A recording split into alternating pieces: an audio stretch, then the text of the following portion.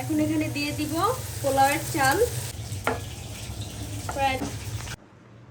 মেয়েও সেহেরি খাচ্ছে আমাদের সাথে। ও ঠিক সেহেরি খায়, পানি খেয়ে আমাদের মতোই ঘুমায় পড়ে, কিন্তু সমস্যা হইতেছে সকালবেলা আবার মেয়াও মেয়াও করে ক্ষুদায়। দেখুন আমার বারান্দার অবস্থা, কি মনে হচ্ছে না এখানে কোনো ঝড় তুফান হয়েছে, এরকম কিছুই না। আমি এই গাছটায় ইচ্ছা করেই কয়েকটা দিন পানি দেয়নি আমার বাগান বিলাসে, দেয়নি কারণ গাছে অতিরিক্ত পাতা ছিল, ফুল হয় কম। তো এই গাছগুলাতে বাগান বিলাসে মানে পানি শুকিয়ে যাওয়ার পর পানি দেওয়াই ভালো, তবে এতটা শুকিয়ে গেলে না। আমি এবার একটু একটু দেরি করে পানি দিচ্ছি। এখন এই যে দেখুন পাতা নেই, এতদিন শুধু পাতা দেখা গেছে, ফুল হয় না। ওই যে দেখুন ওইখানে কয়েকটা ফুল হয়েছে। আবার এই গাছটা আমি সব পাতা কেটে দেওয়ার পরে এই যে নতুন পাতার সাথে সাথে আবার ফুল হচ্ছে, তো ফুলের কুড়ি আসতেছে অনেক, কিন্তু তুলনামূলক যতটুকু হওয়ার কথা এই গাছগুলোতে ফুল ততটা হচ্ছে না।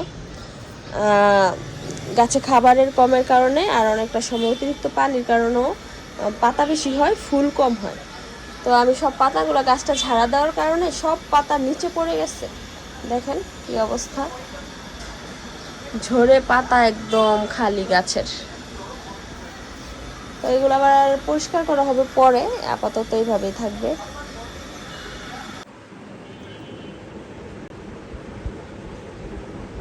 দেখেন ওর অবস্থা, এমনি কোথাও নিয়ে যাওয়ার সময় ও ব্যাগে ঢুকবো না, কিন্তু ও এখন ঠিকই ব্যাগে ঢুকে বসে রইল।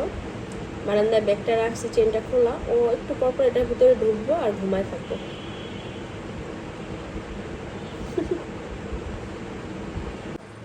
এখন ওর খাবার নিয়ে আসছি, এখন ডাকবো আর দেখবেন বের হয়ে যাবো। ম্যারি আসো, তোমার খাবার নাও বাবু, খেয়ে নাও।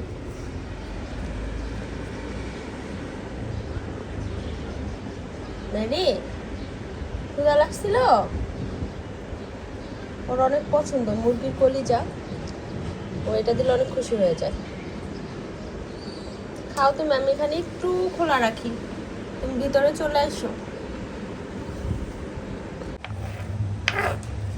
এখন ঝটপট ইফতারে বানাবো হচ্ছে ফ্রাইড রাইস, সেই জন্য আমি গাজর কেটে নিচ্ছি, সাথে আমি ক্যাপসিকাম কেটে নিব। ক্যাপসিকাম আর গাজর দিয়ে আমি ঝটপট করে ফ্রাইড রাইস করব। আর ফ্রাইড রাইসের সাথে খাওয়ার জন্য বাইরে থেকে কিছু আনা হবে, কিছুই বানাচ্ছিলাম না, তবে ভাবলাম ফ্রাইড রাইসটা করে নিই ঝটপট করে।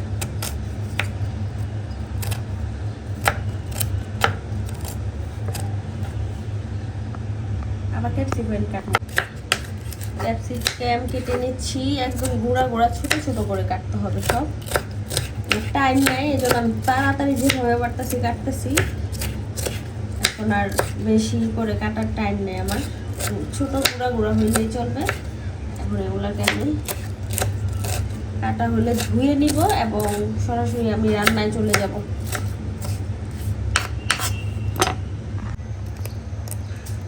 ডিমগুলোকে একটার পর একটা ভেঙে নিব আগে, তারপরে আমি ফ্রাইড রাইসের জন্য আগে ডিমটা ভাজবো, তারপরে মশলা দিয়ে দিব, সবজি দিয়ে দিব। দেখুন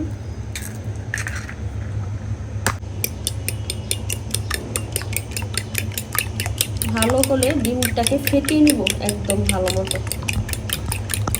সবার আগে দিয়ে দিব তেল, তেলের পরিমাণটা একটু বেশি দিচ্ছি,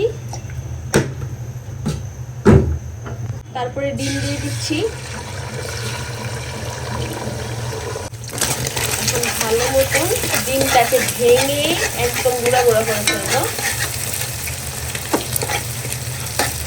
দেখেন ডিমটা ফেটিয়ে দেওয়াতে কি পরিমাণ ফ্লাফি হয়েছে।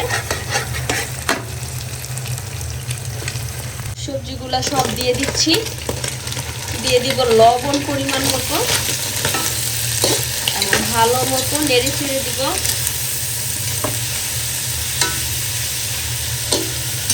দিয়ে দিব প্রথমে একটু জিরার গুঁড়া, দিয়ে দিব একটুখানি ধনিয়ার গুঁড়া, মরিচ এবং হলুদের গুঁড়া একটু কালারের জন্য, এবং ভালো মতো মিলিয়ে নিচ্ছি। তো সবজিটা কিন্তু একটু ভাজা হয়ে গিয়েছে। এখন আমি এখানে চাল দিয়ে দিব। আসলে এটা ফ্রাইড রাইস না, ফ্রাইড রাইস বলা চলে না, এটা হচ্ছে অনেকটা সবজি পোলাওয়ের মতো। এখন এখানে দিয়ে দিব পোলাওয়ের চাল ধুয়ে রাখা।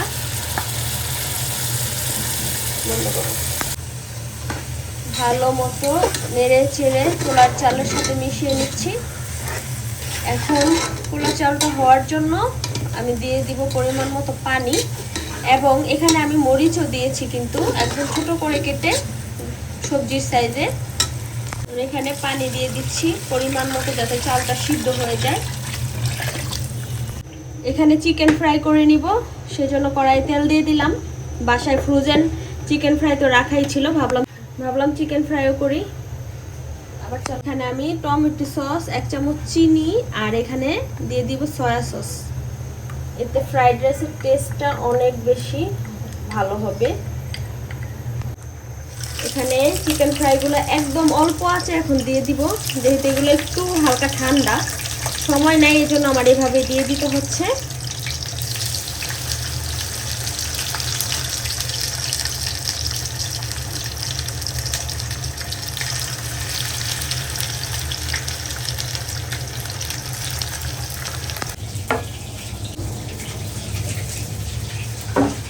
চিকেন ফ্রাই হয়ে গেছে, একদম আজানের সময় অনেকটা হয়ে আসছে। আমি খুব তাড়াহুড়া করে করলাম, হয়ে যাবে এটা চিন্তা করি না যে হবে শেষ পর্যন্ত। তারপরে একটু মাখা সালাদ করে নিলাম। এখানে আমি একটু টমেটো সস আর মরিচের গুঁড়া দিয়েছি শুকনা। হয়ে গেছে মাখা সালাদ, খুব ঝটপট করে। এটা অনেক একটা সহজ সালাদ মনে হয় আমার কাছে। আর এই হচ্ছে আজকের ইফতার। ভেজিটেবল আনা হয়েছে কিনে চাইনিজ রেস্টুরেন্ট থেকে, আর বাকি সব বাসায় করার চেষ্টা করেছি। তো আলহামদুলিল্লাহ, এই হচ্ছে আজকের ইফতার। আল্লাহ হাফেজ, সবাই ভালো থাকবেন। ভিডিওটি এই পর্যন্তই।